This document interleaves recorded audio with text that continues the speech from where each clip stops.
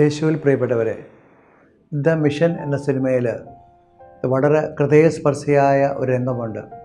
ആ രംഗം ഇതാണ്: ഒരു മിഷൻ സെൻറ്റർ അറ്റാക്ക് ചെയ്യുവാനായിട്ട് ഒരു സൈന്യം വരുന്നു. അപ്പോൾ ഒരു വൈദികൻ്റെ നേതൃത്വത്തിൽ ജനം ഒരുമിച്ച് ദൈവസന്നിധിയിൽ പ്രാർത്ഥിക്കുകയാണ്. തുടർന്ന് ആ വൈദികൻ ദിവ്യകാരുണ്യനാഥനെ എഴുന്നള്ളിച്ചുകൊണ്ട് പ്രദക്ഷിണമായിട്ട് പ്രാർത്ഥിക്കുന്ന അവസരത്തിൽ അദ്ദേഹം വെടിയേറ്റ് വീഴുന്നു. ആ വെടിയേറ്റ് വീഴുമ്പോൾ വീണ് കിടക്കുന്ന അരുളിക്ക കൈകളിലേന്തിക്കൊണ്ട് ഒരു കുടുംബനാഥനായ ഒരു അൽമായൻ ആ ശുശ്രൂഷ മുന്നോട്ട് നയിക്കുന്ന ഹൃദയസ്പർശിയായ രംഗം. പ്രിയപ്പെട്ടവരെ, കർത്താവ് ഇന്ന് നമ്മളെ വിളിക്കുന്നു ദേശത്തിന് വേണ്ടി, സഭയ്ക്ക് വേണ്ടി, കർത്താവിന് വേണ്ടി നിൽക്കുവാനായിട്ട്, അവന് സാക്ഷ്യം വഹിക്കുവാനായിട്ട്. 2 കൊറിന്തോസ് 10:3 നമ്മൾ വായിക്കുന്നു: നമ്മുടെ യുദ്ധം ഈ ലോകത്തോടല്ല, മറിച്ച് അന്ധകാര ശക്തിയോടാണെന്ന് വചനം പറയുന്നു. പ്രിയപ്പെട്ടവരെ, ഒരു യുദ്ധത്തിൽ, ശത്രുവുമായിട്ടുള്ള യുദ്ധത്തിൽ സൈന്യത്തിന് പരിക്കേൽക്കുക സ്വാഭാവികമാണ്. നമുക്കറിയാം, ഇപ്പോൾ ഇന്ത്യയും ചൈനയുമായിട്ടുള്ള സംഘർഷമുള്ള മേഖലയിൽ അവിടെ 2 കൂട്ടരും തമ്മിൽ ഏറ്റുമുട്ടിയപ്പോൾ പ്രിയപ്പെട്ടവരെ, സൈന്യത്തിൽ ചിലവർക്ക് പരിക്കേൽക്കുന്നു, ചിലവർ മരണപ്പെടുന്നു, ചിലവരെ ശത്രു എന്ത് ചെയ്യുന്നു, അടിമയായിട്ട് അല്ലെങ്കിൽ തടവുകാരായിട്ട് കൊണ്ടുപോകുന്നു. ഈ സമയത്തെല്ലാം നമ്മൾ കാണുന്നൊരു പ്രത്യേകതയുണ്ട്. അപ്പോഴും ഒരാൾ മുറിവേറ്റ് വീഴുമ്പോൾ, ഒരാൾ മരണപ്പെടുമ്പോൾ, ഒരാളെ മറ്റുള്ളവർ പിടിച്ചുകൊണ്ട് പോകുമ്പോൾ സൈന്യം യുദ്ധം നിർത്തുകയല്ല ചെയ്യുന്നത്. വർദ്ധിച്ച വീര്യത്തോടു കൂടി അവർ തിന്മയ്ക്കെതിരെ, ശത്രുവിനെതിരെ പോരാടുകയാണ് ചെയ്യുന്നത്. പ്രിയപ്പെട്ടവരെ, വീണ് കിടക്കുന്നവർ, മരണപ്പെട്ടവർ, അല്ലെങ്കിൽ അതും അങ്ങനെയുള്ള സമൂഹത്തിൻ്റെ മേൽ ശ്രദ്ധിക്കാൻ സൈന്യത്തിൽ മറ്റൊരു ഡിപ്പാർട്ട്മെൻ്റ് ഉണ്ട്. ഇന്ന് ഞാനിത് പറയുന്നത് നമ്മളൊരു ആത്മീയ ശുശ്രൂഷയിൽ യുദ്ധത്തിൻ്റെ മേഖലയിലാണ്. പ്രിയപ്പെട്ടവരെ, ആത്മീയ ശുശ്രൂഷ രംഗത്തിരിക്കുന്ന വൈദികർ, സന്യസ്തർ, ആത്മായ ശുശ്രൂഷകർ, ചിലവരൊക്കെ ഈ യുദ്ധത്തിൽ വീണു പോകാം, അല്ലെങ്കിൽ പരിക്കേൽക്കാം, അല്ലെങ്കിൽ നാം പോലും പ്രതീക്ഷിക്കാത്ത രീതിയിൽ ശത്രുവിൻ്റെ കയ്യിൽ പിടിക്കപ്പെടാം. പ്രിയപ്പെട്ടവരെ, ഇതിൻ്റെ പുറകെ നമ്മൾ പോകാതെ, മറിച്ച് ദൈവം നമ്മളെ ഭരമേൽപ്പിച്ചിരിക്കുന്ന യുദ്ധത്തിൽ, ആത്മീയ യുദ്ധത്തിൽ, തിന്മയ്ക്കെതിരെ യുദ്ധത്തിൽ ശ്രദ്ധ കേന്ദ്രീകരിക്കുക.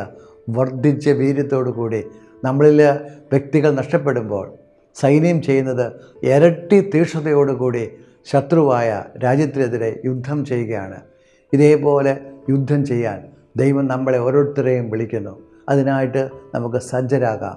പ്രിയപ്പെട്ടവരെ, ചില സമയങ്ങളിൽ നമുക്ക് പരാജയങ്ങൾ വരുമ്പോൾ, അല്ലെങ്കിൽ തകർച്ച വരുമ്പോൾ ചിലവർ ചെയ്യുന്നതാണ് സൈന്യത്തെ മുഴുവൻ പിൻവലിക്കുന്നു. പ്രിയപ്പെട്ടവരെ, പിൻവലിക്കുകയല്ല വേണ്ടത്. ഇന്ത്യയും ചൈനയുമായിട്ട് സംഘർഷമുണ്ടായപ്പോൾ ഇന്ത്യ ഇപ്പോൾ ചെയ്തുകൊണ്ടിരിക്കുന്നത് സൈന്യത്തെ കൂടുതൽ അവിടെ എത്തിച്ച് രാജ്യത്തിൻ്റെ പ്രതിരോധം ശക്തമാക്കുന്നു. അറ്റാക്ക് ചെയ്യണമെങ്കിൽ അതിന് സജ്ജമാകുകയാണ്. ഇതേപോലെ ഈ ഒരു കാലഘട്ടത്തിൽ നമ്മൾ പിൻവാങ്ങി പോകുക എന്നല്ല, ഇരട്ടി വീര്യത്തോടു കൂടി കർത്താവിന് വേണ്ടി യുദ്ധം ചെയ്യുക എന്നതാണ്. ബൈബിളിൽ നമ്മുടെ ഒരു വാക്യമുണ്ട്, മനോഹരമായ വാക്യം. അതിതാണ് റോമ 12:11 ഇപ്രകാരം വായിക്കുന്നു: തീക്ഷ്ണതയിൽ മാന്ദ്യം കൂടാതെ ആത്മാവിൽ ജ്വലിച്ച് കർത്താവിൻ്റെ വേല ചെയ്യുവിൻ. പ്രിയപ്പെട്ടവരെ, ഇപ്പോൾ ഈ ലോക്ക്ഡൗൺ കാലഘട്ടത്തിൽ ചില ദേശങ്ങളിലെങ്കിലും ആരാധനാലയങ്ങൾ തുറക്കപ്പെട്ടിട്ടുണ്ട്. എൻ്റെ പ്രിയപ്പെട്ട ശുശ്രൂഷകരെ, നിങ്ങൾ ഒരുമിച്ച് ഈ ആത്മീയ യുദ്ധത്തിന് തയ്യാറെടുക്കുക. നിങ്ങൾ ചെയ്യേണ്ടത് എല്ലാ ദിവസവും ദേവാലയത്തിൽ നിങ്ങൾ പോയി അച്ഛനോടൊപ്പം ചേർന്ന് ദിവ്യകാരുണ്യനാഥനെ എഴുന്നള്ളത്തി വെച്ച് പ്രാർത്ഥന തുടരുക. അങ്ങനെ പ്രാർത്ഥന ഇടവകയിൽ ഉയരുമ്പോൾ, ഇടവകയിലെ സമൂഹത്തിന് വേണ്ടി പ്രാർത്ഥിക്കുമ്പോൾ ജനമെല്ലാം കൂട്ടമായിട്ട് വീണ്ടും ദേവാലയത്തിലേക്ക് വരും. 2, പ്രിയപ്പെട്ടവരെ, ഇപ്പോഴത്തെ നിയമം അനുസരിച്ച് സീനിയർ സിറ്റിസൺസ് ആയിട്ടുള്ള ആൾക്കാർക്ക് വിശുദ്ധ കുർബാനയിൽ പങ്കെടുക്കുവാനോ അല്ലെങ്കിൽ ദേവാലയത്തിലേക്ക് വരുവാനോ അനുവാദമില്ല, പുറത്തിറങ്ങാൻ. പ്രിയപ്പെട്ട ശുശ്രൂഷകരെ, ഇപ്പോൾ നിങ്ങൾക്ക് ഇടവകയിലുള്ള പ്രായം ചെന്നവരെ നിങ്ങൾക്ക് സ്നേഹിക്കാൻ സാധിക്കും. നിങ്ങൾ വൈദികരോടൊപ്പം പ്രാർത്ഥിച്ച് ഇടവകയ്ക്ക് വേണ്ടി പ്രാർത്ഥിച്ചതിന് ശേഷം നിങ്ങൾക്കറിയാവുന്ന സീനിയർ സിറ്റിസൺസായിട്ട് എല്ലാ വ്യക്തികളെയും വിളിച്ച് അവർക്ക് വിശുദ്ധ കുർബാന സ്വീകരിക്കാൻ ആഗ്രഹമുണ്ടെങ്കിൽ അതിനുവേണ്ടി അച്ഛനോടൊപ്പം ഇറങ്ങി നിങ്ങളും അച്ഛനോടൊപ്പം യാത്ര ചെയ്ത് ഓരോ കുടുംബങ്ങളിൽ ചെന്ന് വിശുദ്ധ കുർബാന കൊടുക്കുക.